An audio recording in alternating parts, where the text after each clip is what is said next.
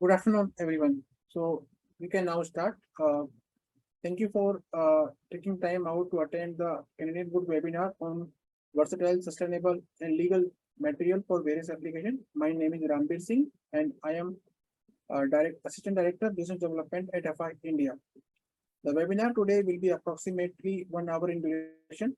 Before I begin, it's my pleasure to introduce Mr. Panesh Shibbar, Country Director of Forestry Innovation Consulting India Private Limited, formerly known as FI India since 2014.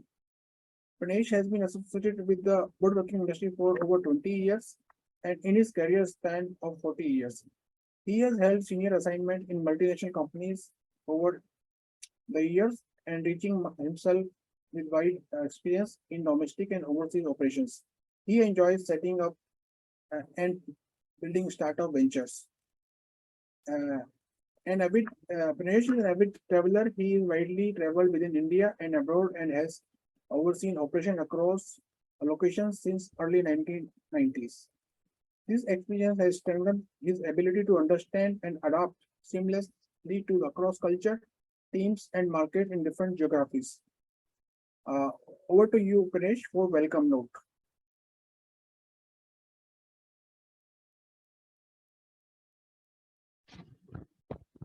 Many thanks, Rambir. Thank you very much. Ladies and gentlemen, it gives me a great pleasure to welcome you all on behalf of FI India, also popularly known as Canadian Wood. And I thank you for having taken time out to attend this webinar.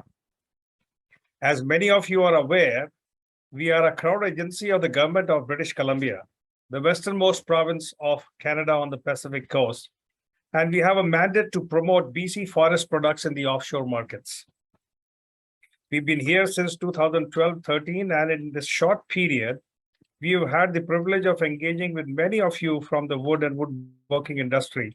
And I'm happy to share that we've managed to spread our footprint across India through 41 Canadian wood stockists in 23 cities, thereby making our 5 distinct species easily available in the quantities that suit you most. We reach out to our target audience through a highly accomplished techno-commercial team based out of our 3 offices in Mumbai, Delhi NCR, and Bengaluru. Our activities include creating awareness about BC, Canada as a long-term reliable source of legally harvested and certified wood from sustainably managed forests, and educate the market about its 5 distinct species and their properties. You will hear more on this during the webinar from my colleagues Peter and Jimmy, who are on the panel. We are conscious that India is a wood fiber deficient nation and its forests are protected. Hence, India holds a great promise for us as a high potential market, as it is also one of the fastest developing major economies in the world. Amongst the various activities we hold, besides webinars, we organize educational seminars, networking events, hold training workshops. We also carry out product trials with manufacturers and provide technical support to our target audience. We also handhold during trials and demo projects by not only assisting with technical support, but also we organize and arrange technical expertise on fee-to-pay basis. We hope to connect with you soon after the webinar. Me and my team will be only too happy to respond to your queries and questions that you may have after the webinar. And I look forward to seeing you all during our market visits and connecting with you. Thank you very much once again for having joined in. And I'm sure that you will find this webinar highly interesting. Thank you very much. Over to you, Rambir. Thank you, Panesh. Thank you for the brief welcome note for all the audience here. So before we start the webinar, allow me to introduce to you first speaker of the day, Mr. Jimmy Thomas. So perhaps the first Indian to get the title of wood technologist in 1999. Jimmy is as Assistant Director Technical Services at FI India. Earlier, he served as a wood technologist and as a laboratory and manager at Central Wood Testing Laboratory, the Rubber Board, under the Ministry of Commerce and Industry, Government of India for 16 years. He has a master degree in wood science and technology from FRI Dehradun in the first batch 1998 and PhD in wood science from University of Canterbury, New Zealand. He has authored more than 10 peer-reviewed journal papers and a book chapter apart from the presenting many conference papers. So without further ado, Jimmy, over to you. Thank you, Ranbir, for a wonderful introduction. And just give me a sec to set it up.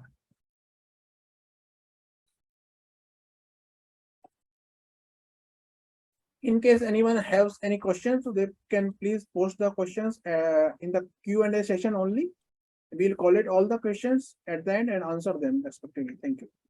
Ranbir, Over to is you, my Jimmy. screen visible correctly? It is visible, Jimmy. It And is I'm visible. audible as well, right? Yes, Thank you. yes, it is. Yeah. Thank you. Good afternoon and welcome to my talk on wood, versatile and futuristic material, which is my favorite topic as well. I'm here to share some of my basic understanding about wood and also to give you a view about the versatility of wood in terms of properties and their uses. And I will try to compare our favorite material with other popular construction material like steel or concrete. And I will place the wood into the place as a futuristic material. So this is the flow of this talk. So approximately about 50,000 tree species are available in the world as per the scientific studies. And as per the International Tropical Timber Organization, about 1,500 species are in trade as well. So we have approximately 1,500 species as per the records. And timber is a very complex material. I should say it could be even complex than our human body, which is timber is consist of, I use timber and wood, both these words intermittently. However, meaning is same. So timber is nothing but a conglomeration or a kind of group of cellulose nanofibrils, which is cemented together with the lignin. Or I just wanted to give you a different perspective about timber. Just think about concrete, for example. The steel bars inside a concrete, that is giving the flexibility and rigidity and also the strength to the concrete once it is set. And our cellulose nanofibrils inside the timber is similar to that. That is exactly performing like the same way. And lignin is the cementing material. There are other components like hemicellulose and all are there. However, I am not talking about them. This is just to give you an idea about how complex timber is. So leave that apart. I will make it very simple for you to understand. Then comes to hardwood and softwood. We all know that two major sources of timber, that is one is hardwood and the other one is softwood. Hardwoods with timber species with the vessels or the posts, they are called hardwoods, and they are not necessarily hard in physical time. They usually darker in color or heavy in weight. However, that is not the case always. For example, balsa. Balsa could be one of the lightest timber in the world were recorded. And on the other side, Douglas-fir from the softwood category, that could be one of the heaviest softwoods available in the world. So in other words, all hardwoods are not hard enough or not, or the other way, vice versa. So the decisive factor about saying hardwood or softwood is the presence or absence of the vessels. Another couple of important terms, hardwood and sapwood. Hardwood is the centermost portion of the timber, which is usually darker in color, but not necessarily always as seen in the picture on the downside, and which is the durable and usable part of the timber. However, sapwood, whatever the timber species is, even from teak wood, it is non-durable, not not recommended for use without a proper preservative treatment. So be very careful about using sapwood. There are many people using sapwood without treatment, which is susceptible to insect and decay. So let me talk about the versatility in wood properties. We all know wood is available, different wood species are available in different color. Just for example, these are good examples of the vividness or the variety of color available in timber, different species. So this particular inlay work done by one of our friends in Bangalore earlier, this actually contains about 12 different species, but no color, artificial painting or stain or such kind of things have been done. Only use of natural selected timber species, timber pieces of timber here. This is the beauty of wood. In terms of weight, wood is a very light material compared to other construction material, but it is very strong as well, and also steady, durable, and easy to work as well. Wood density ranges generally between 200 to 800 kilogram per cubic meter. However, there are exceptions like balsa I mentioned earlier, and also the ironwoods or lignum vitae or those kind of tree species. So it's a very variable factor. Again, just give you an idea about the weight, where in terms of weight, where timber stands comparable to cement or steel or those manufactured products. So anyway, timber is, as we know, it's much lighter than the other products, about 1/5 of the weight of other products, or even lighter than that. And in the case of timber, there are three principal axes with respect to the grain direction and also the growth rings. They are longitudinal, tangential, or radial sections. And according to these three directions, even the grain or the appearance of the tree or the plank is also different. That means wood has got different properties in these three different angles or directions. So is the case with shrinkage, swelling, and other properties in the case of timber, because it's not a manufactured product, it's a natural one. In case of durability, timber is being used for making large projects like palaces or buildings or even bridges for since time immemorial. And we have best examples from India. One of the palaces in Kerala, around 300 years old, which is still standing and using.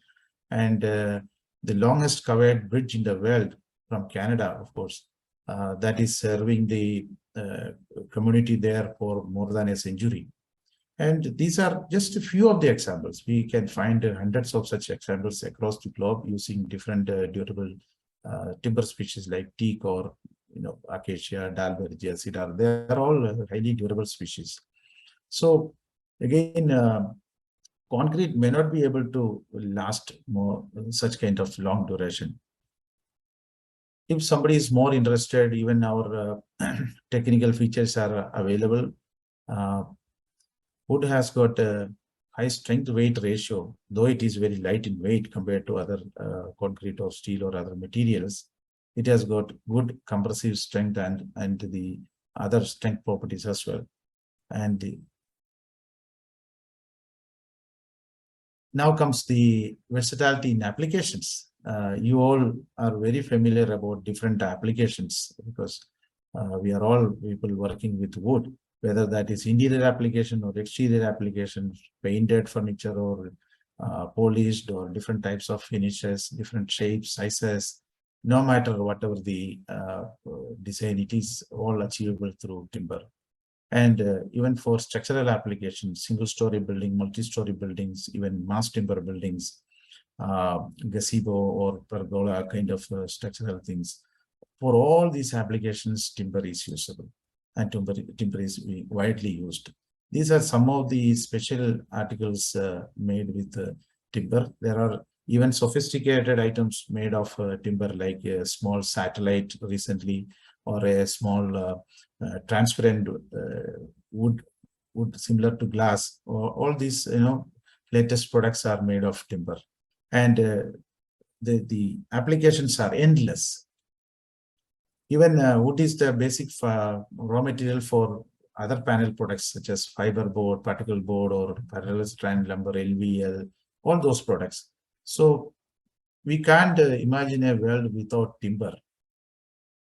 And the most important factor about wood I should tell you is that wood is the only sustainable material. It is actually the gift of nature to the humanity. Wood is nature's gift, actually. It is, of course, renewable, recyclable, all those factors are there. You are all familiar with all these terms. However, timber or a forest in general, or a tree in the smallest form, they are actually the carbon sources. They source, or they absorb carbon from the atmosphere and release a lot of oxygen to the atmosphere, and it is performing as a carbon sink also. So in the case of environmental impact, wood is actually the most sincere material in terms of air pollution or environmental pollution, because it is naturally produced material. On the other side, steel or concrete, they requires a lot of energy. It is a highly energy intensive process to manufacture. Even setting up the factory, the process itself, all are highly energy intensive. And moreover, air, water pollution, or even the large amount of dust they are producing, all these are involved. And to produce brick or concrete, we have to spend almost 4 or 5 times of energy compared to wood. And in the case of steel and aluminum, it is many times. Aluminum, it is 126 times of energy requirement. So you can imagine the amount of energy and efforts required to manufacture all those products. So at the moment, concrete manufacturing itself is a highly energy efficient, energy intensive process, which I just shown you. However, the buildings are contributing approximately 40% of the total carbon dioxide liberated to the atmosphere. Latest studies have shown this factor. It is not the manufacturing industry, neither the transportation industry producing a lot of carbon and liberating carbon to the atmosphere. It is the buildings, even the concrete itself. Manufacturing concrete itself is contributing 10% of the total carbon to the atmosphere, and maintenance of buildings contributing another 27-28%. So overall, about 40% of the total carbon dioxide liberation is coming from concrete related activities only. So I'm not blaming concrete. I'm not trying to devalue concrete. It is our requirement, but on a long run, we can look into minimizing use of concrete and look for using timber. This is actually the message. And concrete is, concrete requires a lot of water as well for manufacturing as well as curing. And the second most used natural material, sand, that is also required to complete the manufacture of concrete. So cement and steel, use of both of them are detrimental to the mankind. So what makes wood unique? Look at the picture on this right side, and you can imagine what happened there. It was in fact the earthquake happened in Christchurch. Even I also was part of that. Means I experienced this 7.4 magnitude devastating earthquake just 20 kilometers from my place. This house was. I took this photo after almost 2 months. You can see the destruction happened to this house. However, the wooden components, the components made of wood is still standing there. That is actually the best part of wood in terms of earthquake and also in terms of wind or hurricane kind of applications. How it is possible for wood alone? See, timber is a fibrous materials. On the other side, concrete or steel, they are all brittle materials. Their breakage is abrupt. Once it is broken into two parts or multiple parts. But in the case of timber, you see the picture on the left side bottom. It's being fibrous in nature. The first or the initial breaking happens with the heaviest load. However, it can still regain the strength partially and also withstand. That itself is giving the escape time for buildings made of timber. That is a reason for heavy use of timber in countries like Japan, Indonesia, or other parts of the world, including New Zealand. So this is another beauty of wood. It is highly wind resistant. Wood in the sense wooden buildings. If properly designed and made, the timber buildings can withstand heavy wind loads. And due to the inherent ductility factor, the energy or the wind force coming is dissipated through the timber, through different nail points and other areas. So timber buildings are very much good for these kind of applications, as well as these kind of areas where high level of wind is there.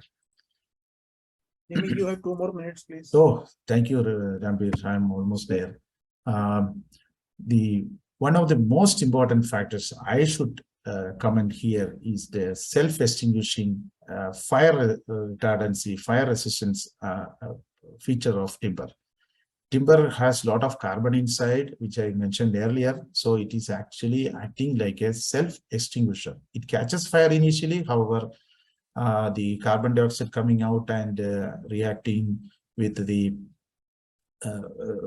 it stop the fire quickly, because wood is approximately 50% by dry weight is carbon, and that itself is saving the wooden products. Charred wood, once the charring happens, the charred wood protects the wood inside, and that remaining unburned timber can retain approximately 85% of the strength.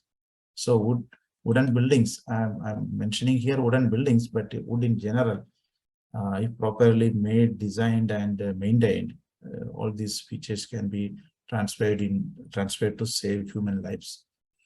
Acoustic benefits, of course, we know that wood has got very good acoustic properties. We are using this as panels or energy efficient panels to create nice environment for concert halls and all. So some of the most rewarding acoustic places in the world, they are all made with wood only. And for making many musical instruments, wood is being used. And wood is a poor conductor, and because of that less energy conduction, it is saving energy and heating cost and all, and also provide the good warmth and beauty to the environment. And all these are positive attributes of timber. There are limitations with the timber as well. It is biodegradable and susceptible to insect and decay. But that can be overcome by selection of right timber for the right application, and also using preservative treatment. And response to environmental changes like moisture, for example, we can overcome this by using stable timber and also properly maintaining the timber, or use seasoned timber. In case of illegal or non-certified timber, we need to upgrade our awareness about all those things, and proper policy implementations needs to be there. Lack of expertise and infrastructure, that also is a issue in terms of better timber utilization. For that also we need to have better training as well as awareness. So in today's world, timber is the most traded natural resource, and the sad thing is that approximately up to 30% of the global trade is of illegal timber. And you know that species diversity in terms of is depleting, and the volume of timber available is also going down. So the message today I wanted to convey you is that timber is the material for future, and use of legally harvested and certified timber that can contribute to a sustainable future, and that will also help to achieve our country's climate commitments, like COP26 commitments we made early this year to the world. So to achieve all those things, even Canadian wood is a good choice for that, and use of sustainable wood will be good for the future. And now the pertinent questions to you, all of you. Would you like it? Thanks for listening to me. Over to you, Ramdev. Certainly, Jimmy. We like the woodworking and wood applications. So what an amazing and informative session and the presentation by you, Jimmy, especially about the wood fire extinguishing capabilities, which I believe a lot of people are not aware of it. Thanks for the informative session. Now, I would like to introduce to you second speaker for the webinar is Mr. Peter Bradfield. So Peter Bradfield is the technical advisor at Forestry Innovation Consulting India Private Limited, formerly known as FI India, since 2015. Peter has over 40 years of international experience in Canadian forest industry, and he leads the technical and educational approach in Canadian wood in demonstration and commercial projects for in India. Throughout his career, Peter has gained reputation as a Canadian wood expert in Australia and New Zealand, and the go-to person for all BC species. He has been the helm of technical engagement in several critical Canadian wood projects, leading the hand-holding architects, interior designers, builders, and developers with respect to structural and furniture, outdoor and interior woodworking and the different applications. Without further ado, over to you, Peter. Oh, thank you, Ramdev. Yeah, make me feel old. So just let me bring my screen up here.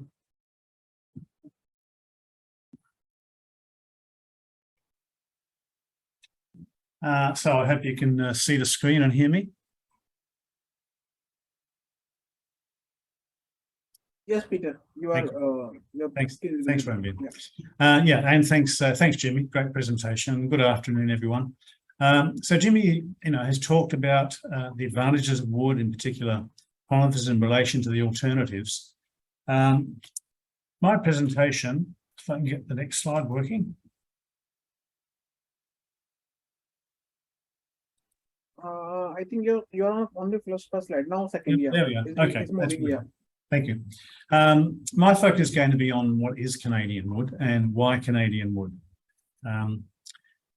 In fact, how the management and sustainability of our Canadian forests and the certification of Canadian lumber and its chain of custody ensures that you, the customer, receive reliable and legally sourced wood every time.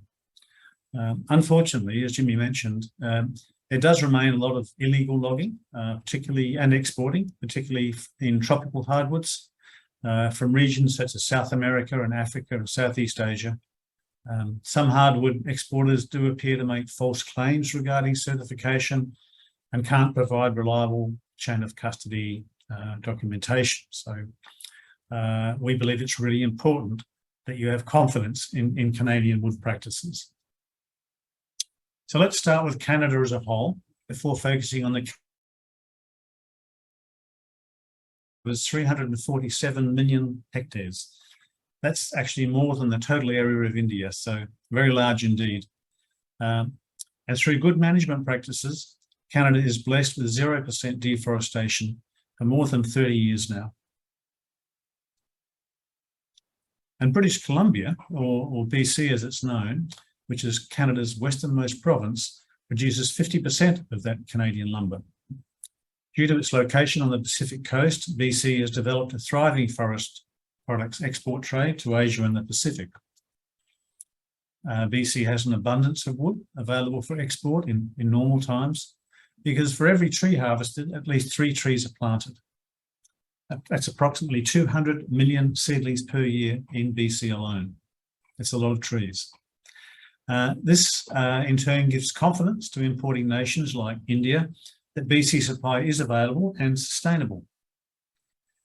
So how does BC remain at the forefront of lumber exports while logging just 0.2% of its land area and maintaining 0% deforestation? That's quite a task. But the answer is responsible forest management.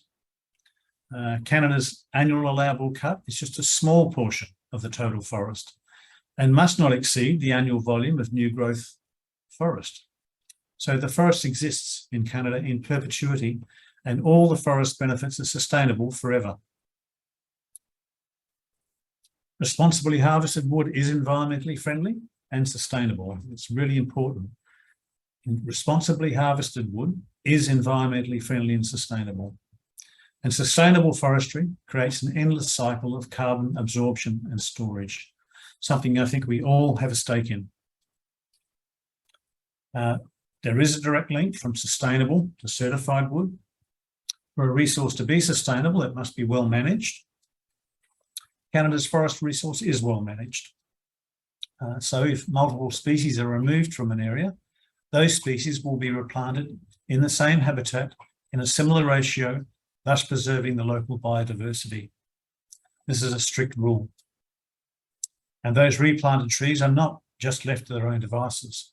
New plantings are monitored and managed until they're established and healthy, and over time the forest comes back. So as I showed on the earlier slide, Canada's forest is so well managed that less than 0.3% of Canada's managed forests are logged in any one year. Less than 0.3%. And we know that young, vigorously growing trees absorb the most carbon. At the same time, young, vigorously growing minds absorb the most knowledge. So our kids understand eco-friendly.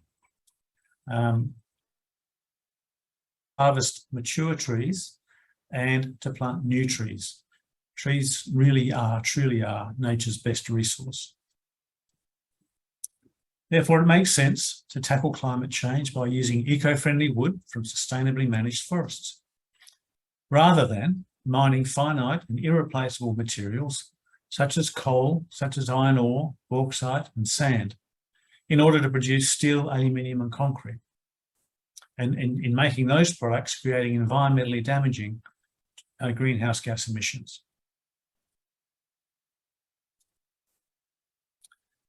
What this graphic tells us is that the wood in this building is storing 2,340 metric tonnes of CO2.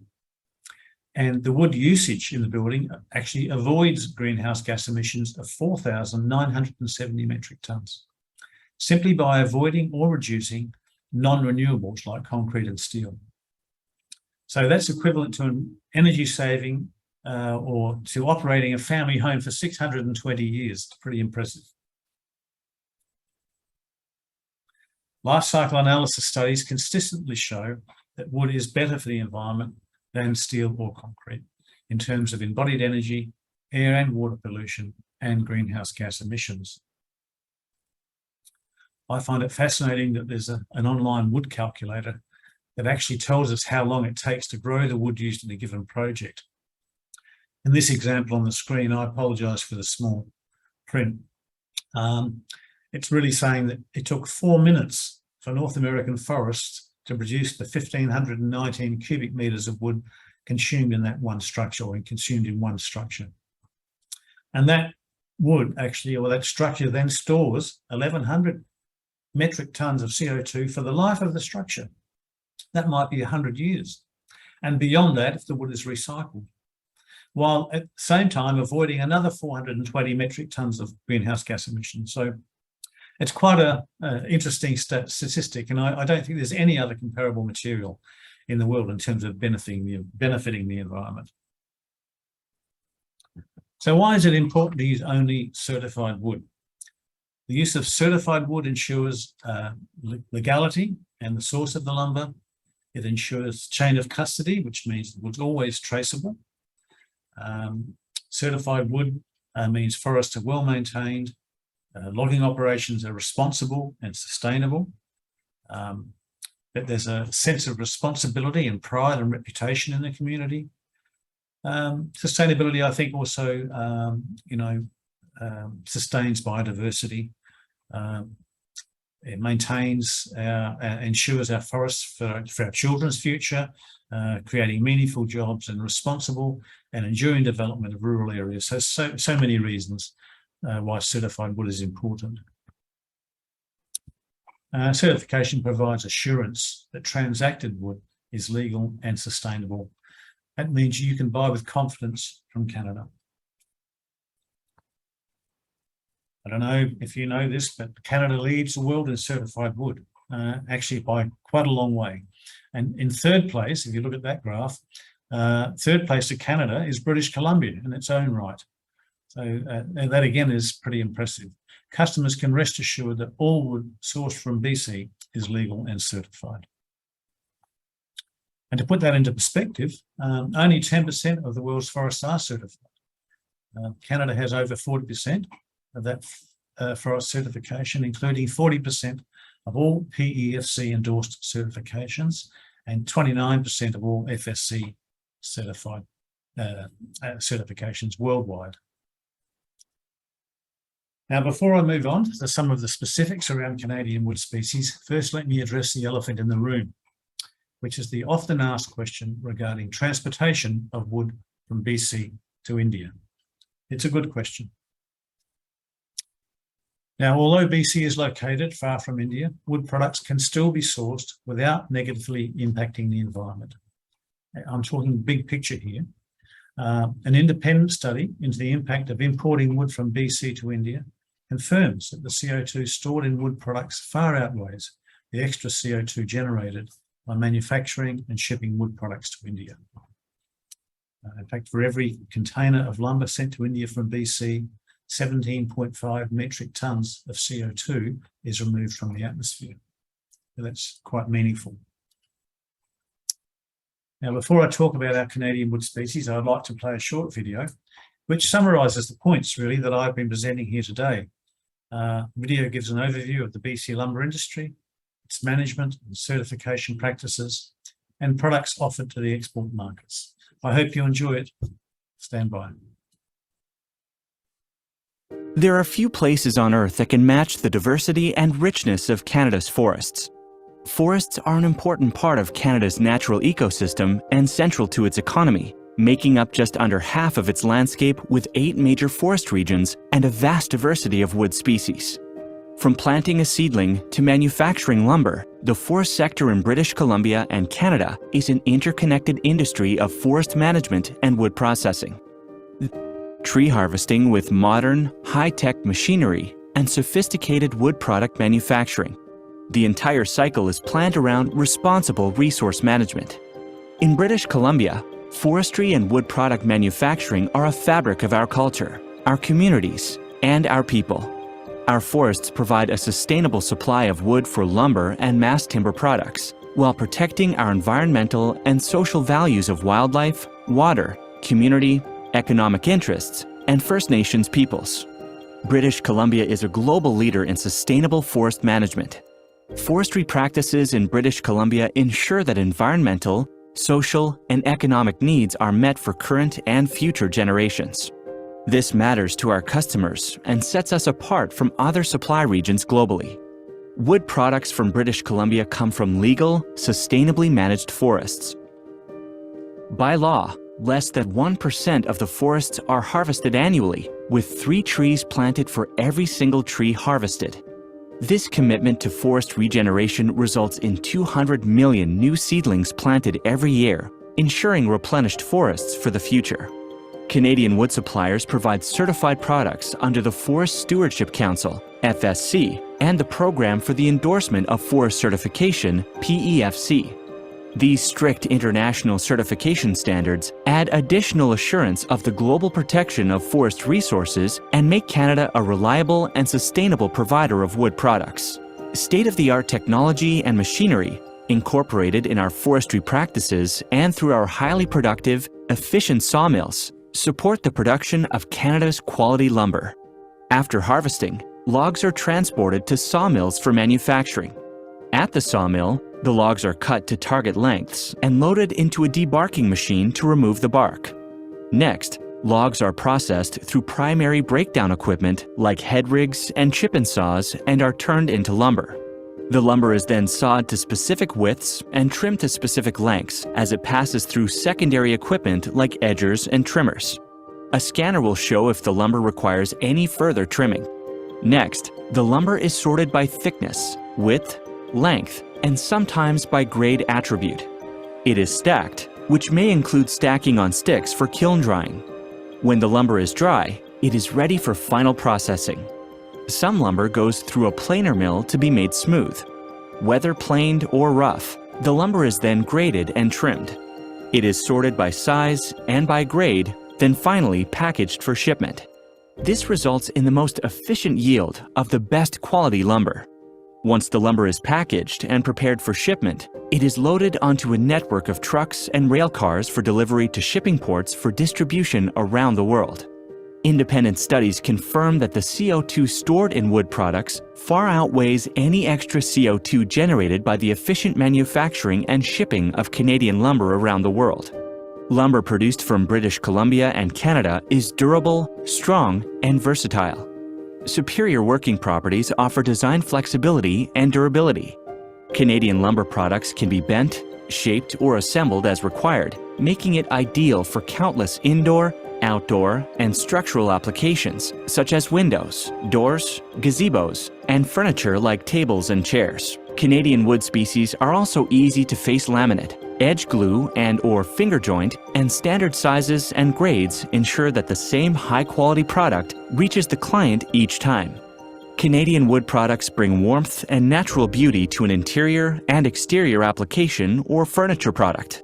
It can be sanded to create a smooth surface, has a superior coating adherence, and can easily take any stain or finish.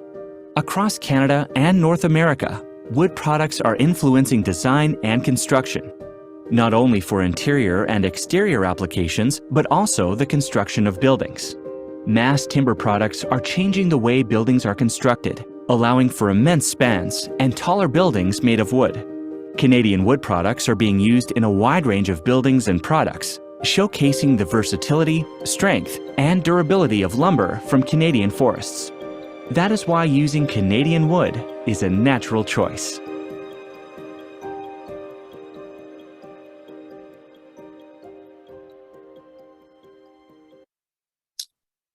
So back again, I hope that you found that an informative video. It certainly contains a lot of information. All Canadian wood arriving in India is sawn finished lumber, consistently graded and sized, as you saw in the video, with excellent working properties. Canadian lumber is kiln dried, it's straight and stable. It comes in random lengths from 6 feet to 20 feet, and it's virtually ready to use when it's received. Now, before I talk about our Canadian wood species, wrong way. British Columbia is blessed with 5 distinct species which are offered in the export markets. 4 of those 5 Canadian wood species are available in clear grades, ideal for high-end furniture and joinery, and eminently viable alternatives to exotic hardwoods. These are large trees, 100 feet and taller in many cases, and rarely harvested under 100 years of age. Canada's forests are old-growth natural forests, so the logs are large girth and the wood is fine-grained, mature, and stable. Let's take a look at the individual species. Western hemlock turns, planes, and shapes well and can be sanded to a smooth finish. Fine-grained and available in clear grades, this species is perfect for internal furniture, mouldings, and fit-out needs. Let's take a look at some of the applications in India. Finger-jointed edge-glued panels. These can be produced in clear or tight knot grades and provide all the advantages of KD precision engineered construction with finished sanding, along with maximum size flexibility. Ideal for furniture, door jambs, and countertops, these panels are currently available through the Canadian Woodstockers Network in India. Furniture. In this slide, we see beautifully hand-painted tables and hand-carved chairs in Western hemlock made by Delhi-based Bramola. Western hemlock cabinet with white PU coating made in Jodhpur for the export market. Western hemlock cabinetry and bedroom furniture by Mars Furniture in Mysore. Bed by Bramola in Delhi. Bathroom vanity by Mars, and a 4-poster bed by Jaipur-based Gulmar Lane. Again, bedroom furniture and built-ins, again by Mars in Mysore.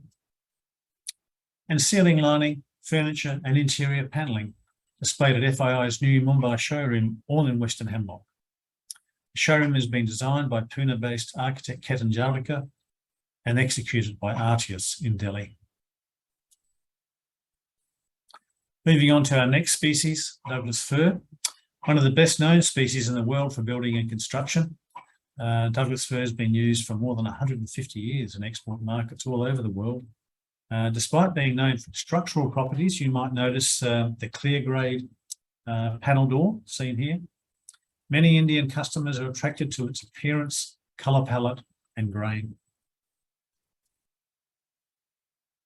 This Douglas-fir bar cabinet and stool set comes from Wheaton Design in Jaipur, and the turned Douglas-fir post from Helios Decor in Mysore. Window shutter by Buildcraft in Delhi, and table setting by Mars in Mysore. Oversized door frames at the Taj Rishikesh, and Douglas-fir framing in Goa by Buildcraft Delhi. And on the right-hand side, these are 2x12, 20-foot long ceiling rafters used in the Pyramid Timbers wood frame construction display house in Mysore. Here we're looking at glue laminated beams in Douglas-fir at Set University, Ahmedabad. Comprises 33 arches, all 11 metres long. And Douglas-fir post and beam veranda in FII's new showroom in Mumbai. Peter, we got last 2 minutes. Thank you, Ranbir. Yellow cedar, fine-grained, easy to work and easy on tools. Yellow cedar grows so slowly it takes more than 200 years to reach a marketable size. It's durable and ideal for outdoor applications where termites and decay are an issue. Some examples, raised panel door and the shower door by Artius in Delhi. Louver shutters and wardrobe incorporating decorative panels made from thinly sliced yellow cedar lumber embedded in glass by Evo Wood Delhi. Ultra high-end yellow cedar windows are manufactured in Delhi by Artius. Upholstered armchair by Gulmar Lane, Jaipur. And this impressive oversized panel door by Artius in Delhi. Yellow cedar sliding doors at FII's new Mumbai showroom. And the outdoor bench in yellow cedar is by Kalatmak Spatial Systems in Bangalore. In my final yellow cedar slide, we can see engineered components for window and door joinery. Yellow cedar is very popular in India for windows and doors, particularly engineered product, which is finger jointed and laminated for extra strength and stability. Now let me introduce Western red cedar. Note the large end section material seen here, durable and extremely dimensionally stable, termite and decay resistant and available in clear grades. The applications in Western red cedar are endless. Umbrella, anyone? Perhaps this time of year it's appropriate. This one was made by SLV in Bangalore and just shows the versatility of Western red cedar really. And the exterior cladding in knotty Western red cedar by Pyramid, Mysore. Western red cedar is a natural choice for pergola and outdoor furniture as well, naturally durable against termites, fungus and decay. And the same goes for high traffic, severe environments such as sauna. CG World Furniture in Raipur produced this sit-out miniature pergola in Western red cedar. And the gorgeous outdoor bench table was made by SLV Bangalore. Final species I'll showcase today is SPF, comprising 3 or 4 species of which are harvested and processed together. This is 100-year-old fine-grained wood from the interior forest of British Columbia. Graded and stamped to meet North American structural codes, SPF is medium density with high strength. means high performance, easy to transport, easy to work on a job site, and easy on tools. Used primarily for prefab tongue and groove structures in India. These examples are by Wood Barn in Delhi, and on the right-hand side by Classe in Chennai. Also, SPF is becoming more widely used in the North American style wood frame construction, as in this house by Pyramid, Mysore. Beautiful building. And Mongolian style yurt construction. This example is actually in Western Hemlock by Extreme Zone, Bangalore, but also executed in SPF. SPF is widely used in India for doors, windows, furniture, and fit-outs. This 16-foot table, SPF dining table, was made on site in Himachal. The carpenter elected to finger joint 4-foot lengths, then edge glue the boards, ensuring that the finger joints were staggered to make a strong, straight, and stable tabletop. I think it looks magnificent. In the right-hand picture, SPF wall panelling, posts, and beams are shown in Pyramid Timber's modular wood frame display house in Mysore.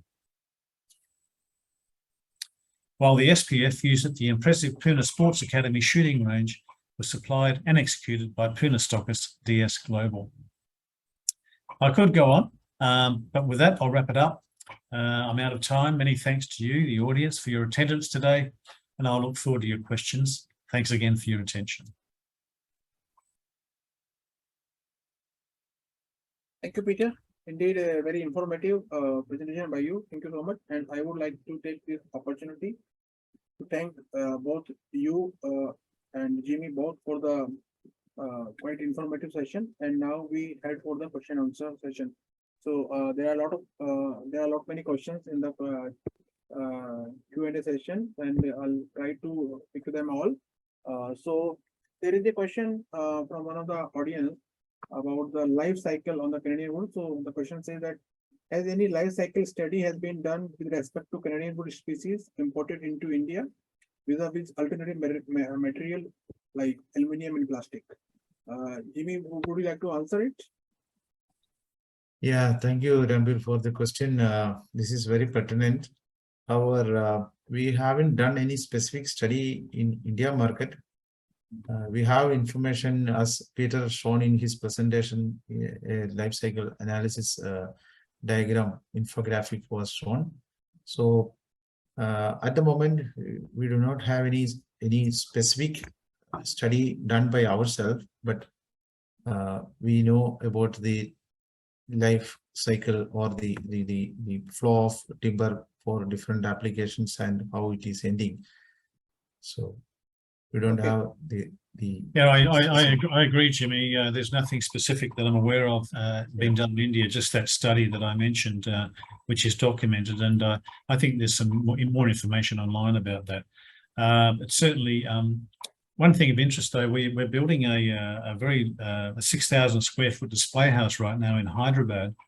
And I think we are actually doing a study on that to compare, the carbon sequestration of the wood that you use in that building, as opposed to what would normally be used in India, meaning concrete and steel. So that's a job in progress right now, work in progress. So yeah, good question, but we'll gather more information pertinent to India as we go along.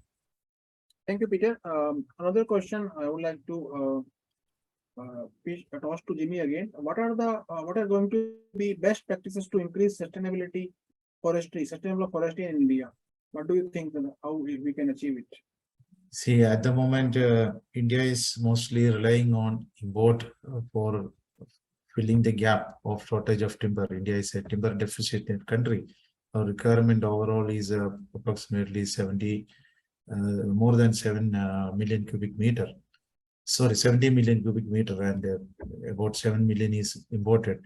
So to become sustainable, there is no other shortcut than planting more and more trees. So the most sustainable way is to find out more ways to plant more trees. And also this is requires a lot of government support and also policy decisions. So some lead should be coming from the departments in terms of finding the right locations, right finding the right planting materials, all those things. So other than planting more and more trees, there is no shortcut. Right. Rightly answered. Peter, there is a question about how an end user can ensure himself that he's using certified or legal wood. Like I am a manufacturer or end user, like and a furniture manufacturer in any case. So how can I ensure that the wood I am using is legal or sustainable? So the importer in India is able to obtain from the Canadian supplier that supplier's certification certificates, which will show that the wood is generally PEFC certified, and will also provide the chain of custody on that timber. So that document or those documents are available from the Canadian suppliers. So the importer can ask for those documents and have them on file in his own office in India, so that if his customer is asking the question, he can also show that, demonstrate that wood is legally and sustainably sourced. That's what I think. Right. And another question comes from another audience. He's asking about how to choose basically a different kind of coating for like interior or exterior application. What kind of coating they should use to sustain or retain the durability of the wood or different kind of dimension changes kind of stuff. Yes, it's a good question. It's a very specialized area, wood coatings. So it's always best to talk to a wood coating supplier or expert. But what I can say is, what I noticed when I first came to India years ago was that people tended to use a glossy PU on exterior wood. That's the last thing to do. You should never do that, because unfortunately, PU stays on the surface of the wood. It does not penetrate or soak into the wood. And when it's exposed to UV and direct sunlight, it tends to crack and peel off, and it doesn't look good after a very short time. So the idea is to use a high quality product that penetrates into the wood, that has a UV inhibitor incorporated into it. Usually that's done with a tint added to the coating. So exterior is more challenging than interior. So interior coatings, you can pretty much use anything, but it's always good to use a high quality product. On furniture, it's generally a glossy PU product. More and more products these days have moved away from oil-based and moved to water-based. That's a good thing. So it's a very kind of broad, open question. It's important, but let me just say that it is key. It is important to use a good quality soaking in coating on exterior wood to protect that wood from UV, moisture, and direct sun. Right. Thank you, Peter. We have time for last question. So now last question is about the import and domestic wood. So the question comes from one of the audience that imported wood may be expensive. Why don't we promote or rather do more of plantation and use domestic wood rather than Canadian wood? Any answer we can get it for this question? Jimmy, I think Jimmy probably has a view on that, but my quick answer to that is that I think India has some wonderful woods that are used for furniture manufacturing in general. But unfortunately, as Jimmy said earlier, India's forests were overlogged, over the decades, and the government rightly locked up those forests. Now they are being replanted, but it's a generational change. It's going to take a long time to replace the lost forest. Plus, India's natural species, correct me if I'm wrong, Jimmy, mainly hardwoods. I mean, there's some beautiful softwoods up in the Himalayas, but mainly hardwoods, and they're slow growing, and they're not as easily, replanted, and not as easily replaceable. So it's a tough one. It's going to take a long time to replace India's forest. In the meantime, India is very reliant on imported wood for that reason. Yeah, I just wanted to add one thing. The same is the answer. We have to look for more and more opportunities to plant trees, more planting, so that our future generations will be benefited. Whatever we are benefiting today is the result of whatever previous generations have done. So that is the only solution for our future. So plant more trees, use more trees. Okay, thank you, Jimmy. So we can take one more question. As we all know that wood using in exterior condition, it gets a lot of dimension changes and all. So one question about that exposed timber structure in building and facade. So maintenance comes a very big question. So would you like to put some light how to retain the timber or the durability in the exposed environment? Is that a question for me? Yeah, Peter, if you can. Okay, so facade, yes, very popular use of wood. You know, the first thing I would say is that the key ingredient here is design, good design. And, you know, why, as an architect, I would question why we would use wood on a wall that's exposed to afternoon sun. I don't think that's really a good idea. So if the facade's, you know, in mid-afternoon sun, it's probably not the best place to use timber. Maybe even the eastern wall is not the best place because it gets the morning sun. So I think it's about good design. So either you avoid those direct sun orientations, or you shade those orientations, or you use eaves and overhangs to protect those orientations when you're using wood in the first place. So think about where the wood's being used, what you want to achieve, and try not to expose it to, you know, afternoon sun and the rain from a particular direction. It's about, first of all, good design. Secondly, if you are using wood, it's important to maintain with coatings, as we mentioned earlier.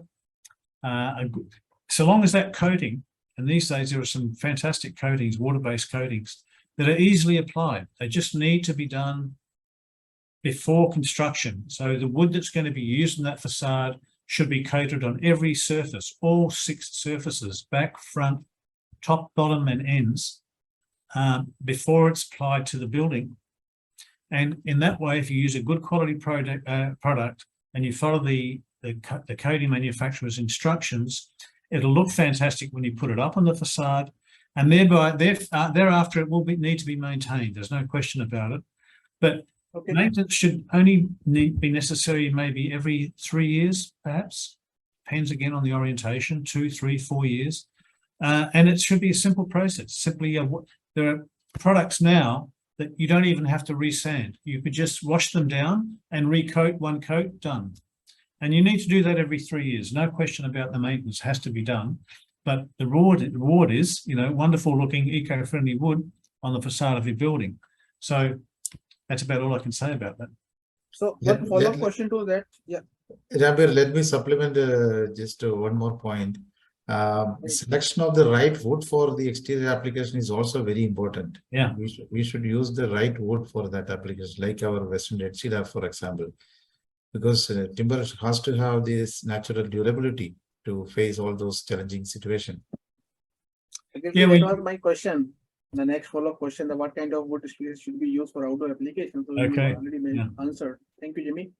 So our answer, Ranbir, is always naturally durable timber, as Jimmy mentioned, such as you know, Western red cedar and yellow cedar, preferably with coating. But you know, one of the wood products that we see in India a lot is this T&G wood houses. Now that's a directly exposed wood. It's thicker section wood, but it's not actually normally naturally durable wood. It's usually done using SPF, right? Now, what we've found over the years is that SPF with the correct coating done well on all faces, despite going through monsoon after monsoon, is holding up really well. So we see a lot of these T&G houses, which are completely 100% in SPF, with SPF decking, SPF handrails, SPF stairs, all Canadian wood, exposed windows, doors, everything, with a good coating, actually performing very well. Right, so you mean, right kind of coating is also essential Yes. Yeah. to apply after the And use. maintenance, yeah. Yeah, thank you. So I know that you all would have many questions in mind that remain unanswered today. But we'll try to capture all the questions and raised in the Q&A panel and document the same. This will be answered to the by all the both speakers and replied back via email in few days by our BD team. If you still would like to know more on Canadian wood, please do not hesitate to reach us. Reach us by visiting Canadian Wood website or by contacting our BD team. They will be most happy to assist you.